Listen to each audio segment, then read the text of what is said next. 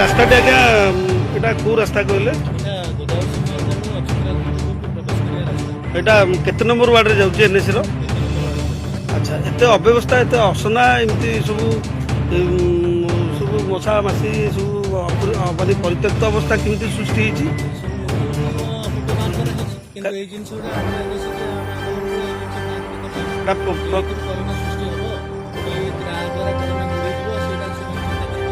ପ୍ରଶାସନ ଦୃଷ୍ଟି ପଡ଼ିନି, ପ୍ରଶାସନ ଆସିନାହାନ୍ତି, କାର୍ଯ୍ୟନିର୍ବାହୀ ଅଧିକାରୀ ଆସିଥିଲେ, କେବେ ଆସିଥିଲେ?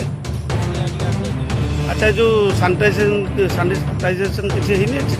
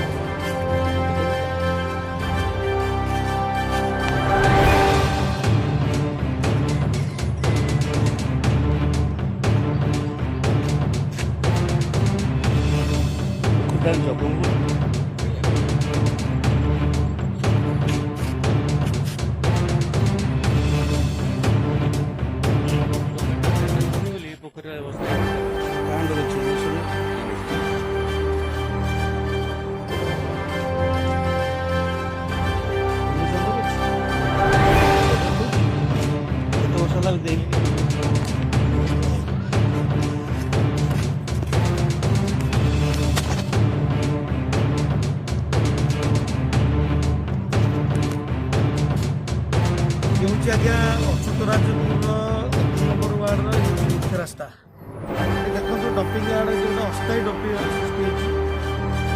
ଆଜକୁ 1.5 ମାସ 2 ମାସ ହେଲାଣି ବିଶ୍ୱରେ ମହାମାରୀ କରୋନା ଏଠି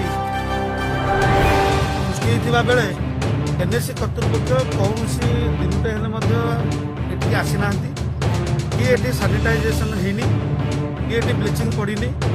ଏ ଗୋଟେ ସୁନ୍ଦର ପୋଖରୀ ଆପଣ ଦେଖୁଛନ୍ତି। ପୋଖରୀର ଅବସ୍ଥା ଦେଖନ୍ତୁ, ଗେଣିଆ ପୋଖରୀ, ଏ ଏନ୍ଏସି ଅଣ୍ଡରରେ ମଧ୍ୟ ଅଛି। ଆଜକୁ 2-3 ବର୍ଷ ହେଲା ଏଠି ନିଲାମ କରାଯାଇନି। କାର୍ଯ୍ୟନିର୍ବାହୀ ଅଧିକାରୀ କି ଦଳ ସଭା ବି ହେଇନି, କାର୍ଯ୍ୟନିର୍ବାହୀ ଅଧିକାରୀଙ୍କର ଇଏ ହଉଛି ଅପାର ହୀନମାନ୍ୟତା। ଏଠି ସାଇଡରେ ଦେଖନ୍ତୁ ଗୋଟେ ଫୁଲ ଗଛ ଲାଗିଛି, ବହୁତ ସୁନ୍ଦର ଗଛ ଏଠି ଲାଗିଛି। ଏଠି ଜଣେ ବଦାନ୍ୟ ବ୍ୟକ୍ତି, ଆମେ ତାଙ୍କୁ ଡାକୁଛୁ ଯେ ଟୁଲୁ ଭାଇନା ବୋଲି, ବୁଲୁ ଭାଇନାଙ୍କର ଏଠି ବହୁତ ଅବଦାନ ଅଛି। ଆମେ ଦେଖିଲୁ ଯେ ସେ ବ୍ୟକ୍ତିଗତ ଜଣେ ଅବସରପ୍ରାପ୍ତ ସେନା କର୍ମଚାରୀ, ସେ ତାଙ୍କର ନିଜସ୍ୱ ପ୍ରଚେଷ୍ଟାରେ ପ୍ରତ୍ୟେକ ଦିନ ସେ ଯାଆନ୍ତି। ଯେଉଁ ଶ୍ମଶାନ ଦେଖେଇଲି, ସେ ଶ୍ମଶାନର ଦାୟିତ୍ୱ, ଏତେ ସୁନ୍ଦର ପରିବେଶ ସେ ତିଆରି କରିଛନ୍ତି। ଏଠି ମଧ୍ୟ ଫୁଲ ଗଛ ଲଗେଇଛନ୍ତି। ଗାଁ ଗଣ୍ଡା ଏଠି ସେ ରାସ୍ତାଘାଟ ସଫା କରି ଚାଲିଛନ୍ତି। କିନ୍ତୁ ସାଇଟ୍ ବାଁ ପଟେ ଯୋଉ ଅବସ୍ଥା ସୃଷ୍ଟି ହେଇଛି, ଏଇ ଦାୟିତ୍ୱ ହଉଛି ପ୍ରଶାସନର। ପ୍ରଶାସନ ଏଠି ତୁରନ୍ତ ଆସି ଆକୁ ଯଦି ସାନିଟାଇଜେସନ ନ କରେ, ତେବେ ଆଗକୁ ବହୁତ ମହାମାରୀ ହେବାର ସମ୍ଭାବନା ଅଛି।